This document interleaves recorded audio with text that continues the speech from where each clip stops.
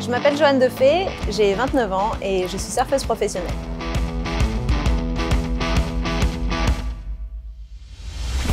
Le surf, c'est pas encore trop dans les pensées que c'est un sport de haut niveau.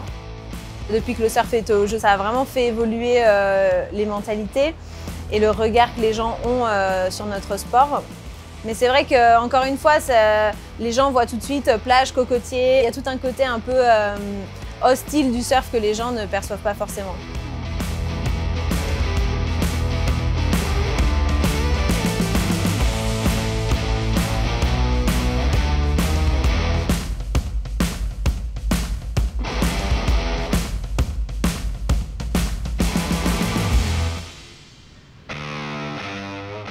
J'ai débuté le surf sur une des plages de La Réunion vers 7-8 ans. C'était avec mon papa qui pratiquait le surf.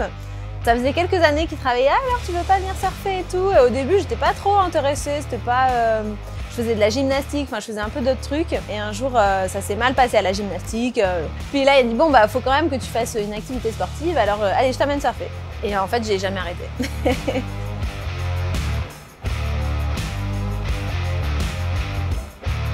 J'ai de la chance, mes parents m'ont toujours soutenue dans mon projet sportif.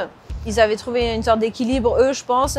C'était ma maman qui se faisait souvent remplacer pour m'amener aux entraînements. J'habitais un peu plus loin, donc tous les soirs, elle me récupérait au collège vers 16 h. On faisait la route 30-40 minutes. Je surfais une petite heure pour m'entraîner avec les autres et hop, on rentrait. Et pareil, quand j'ai commencé à voyager vers 12-13 ans, maman trouvait que j'étais trop jeune pour voyager seule. Elle m'a dit, bah non, mais c'est génial.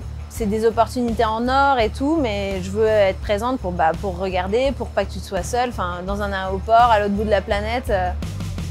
Quand même, j'avais l'école. C'était les années, je pense, les plus dures, de 15 à 18, là, ces 3 années qui ont suivi, de tout gérer, l'école, le surf. Mais bon, moi, j'étais déterminée, je me disais, non, mais il faut que j'ai le bac, au moins, ça fera mon passeport si j'ai besoin de faire autre chose, quoi, après, parce que bon, le surf, tu sais pas trop où ça va te mener. C'est à ce moment-là aussi que mes parents m'ont beaucoup soutenue et après que j'ai eu mon bac, j'ai dit bon ben fini, là je me laisse 2-3 ans et j'essaye à 100%, vraiment.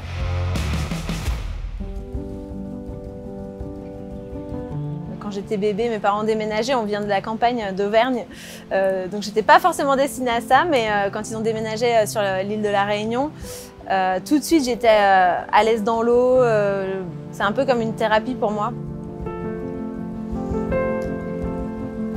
Plus tu grandis, plus tu te rends compte du temps que ta maman ou ton papa a consacré, tu vois, à les sacrifices qu'ils ont fait pour t'accompagner et tout ça. Et c'est vrai que plus tu comprends et tu te dis waouh, ah ouais, ils ont été chauds.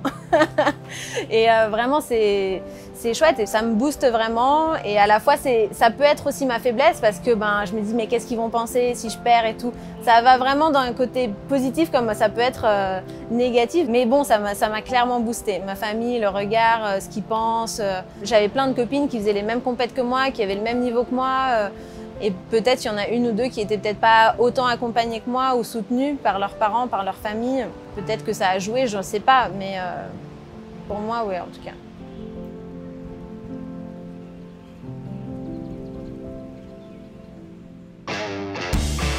Franchement, toutes mes victoires en Coupe du Monde, ça a été hors norme. Je crois que je suis la première Française à avoir gagné une Coupe du Monde, donc c'est quand même chouette. Un de mes plus beaux souvenirs, je pense que c'est ma victoire à Fidji, ma deuxième victoire. Je pense que ma première victoire, j'étais tellement sous le choc que genre c'est passé comme ça. Et la deuxième, j'ai vraiment pu la savourer, quoi. J'étais là, j'ai eu en plus, tout allait bien cette journée-là. Les sportifs, ils parlent du flow, c'est exactement ça. Tu as l'impression d'être là, mais d'être pas là. Enfin, tout se passe bien, les adaptations sont faciles, il n'y a aucune surprise. J'ai pu sortir mon surf, j'avais les bonnes vagues. Les moments où j'étais en difficulté, où je devais chercher un score, ça m'a pas du tout atteint dans ma tête, pas de soucis, je savais que quelque chose allait arriver pour moi. Enfin, c'était assez ouf et du coup, il y avait mon mari qui n'était pas mon mari à l'époque, mais qui m'entraînait aussi et qui était sur place dans le channel, dans la passe pour me regarder, m'encourager et tout, c'était trop bien. Ouais, je pense que cette victoire, je l'ai vraiment savourée.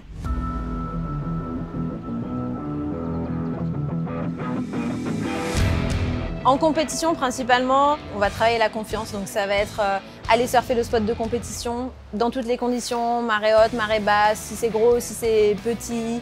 Comme ça, je peux essayer les différentes planches que j'ai amenées aussi, parce que en fonction des vagues et de la taille des vagues, ou de si elles sont creuses ou plutôt plates, on va changer les planches. Donc ça, c'est vraiment tout le travail spécifique au spot. Faut aussi, souvent tu arrives de l'autre bout de la planète, donc tu as pris l'avion, faut récupérer aussi de tout ça, de l'avion. Donc voilà, c'est bien manger, bien dormir, vraiment gérer le spot et puis faire un petit peu de physique mais étirement tranquille à côté. Et après, il y a la phase compétition où là, en fait, en surf, on a des waiting periods où la compétition peut être lancée dans ce laps de 10-12 jours. Mais la compétition, il faut que 5 jours pour la faire. Donc en gros, le premier jour de compète, c'est le 12 janvier. T'arrives le 12 janvier, à 7 h, tout le monde est appelé, tous les surfeurs. On va voir, on regarde les conditions et tout. Et là, l'organisation nous dit, bon, c'est pas aujourd'hui en fait. Ça sera demain. Parce que demain, les vagues seront mieux, ou demain, il n'y aura pas de vent, ou demain, ça sera plus gros. Enfin bon, peu importe leur raison, on s'adapte vraiment aux conditions. Du coup, là, voilà, quand tu t'es levé à 4 h 30, que tu as fait ton échauffement, tu as essayé tes planches, tu es allé surfer, tu es revenu, il est 7 h du matin, et là, on te dit, non, c'est pas aujourd'hui. Tu te dis, il y a beaucoup d'attentes en fait pendant les compètes de surf. Et il faut toujours gérer son niveau d'énergie, quoi. Moi, j'aime bien me dépenser. J'aurais envie d'aller courir, d'aller faire ci, d'aller faire ça. Il faut quand même que je me calme et que je me dise, c'est peut-être demain, quoi.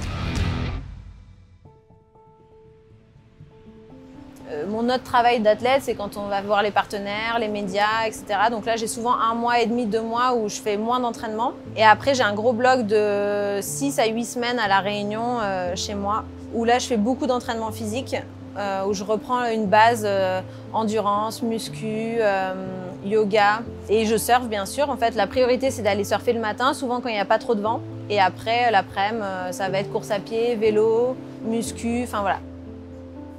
J'ai trouvé des entraîneurs qui faisaient partie du milieu du triathlon ou du trail ici à La Réunion et ils m'ont aidé à construire une sorte de rigueur un peu. C'est vrai que dans le surf, c'est un sport qui est très loisir, très plaisir, alors que quelqu'un qui fait du triathlon, il va être dans de la douleur quand même. À un moment donné, il n'y a pas le choix. En surf, une fois que tu as de la technique, tu n'es pas du tout dans la douleur. Et du coup, c'est très difficile pour un surfeur d'aller se faire mal dans un autre sport.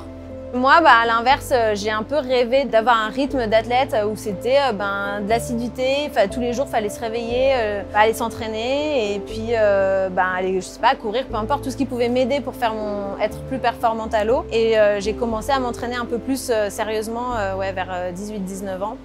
Et du coup, j'ai continué comme ça et là, ça va crescendo. Après, on tombe dans l'addiction, hein.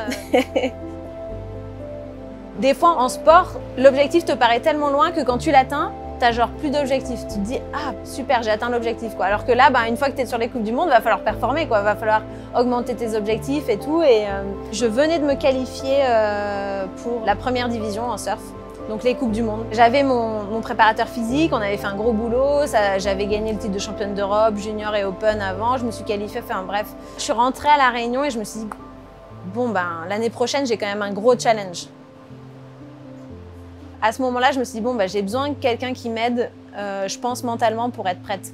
Et j'ai commencé à faire de la prépa mentale et là, c'était franchement une révélation. Comment ça t'apprend à être organisé, de conscientiser un peu toi, ta personne, ta pratique, ta bulle avec les gens, tes proches, et en fait de devenir un peu maître de tout ça, quoi.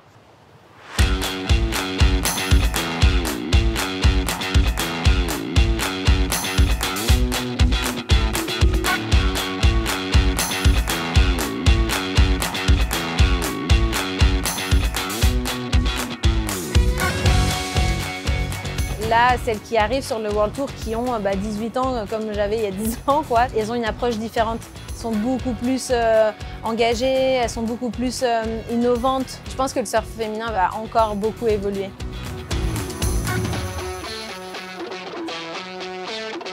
Le plus gros objectif qui va arriver très vite, c'est les Jeux.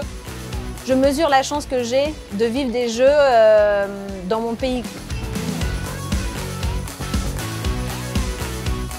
C'est clairement mon prochain gros objectif. Je pense pas trop plus loin. On verra après ça.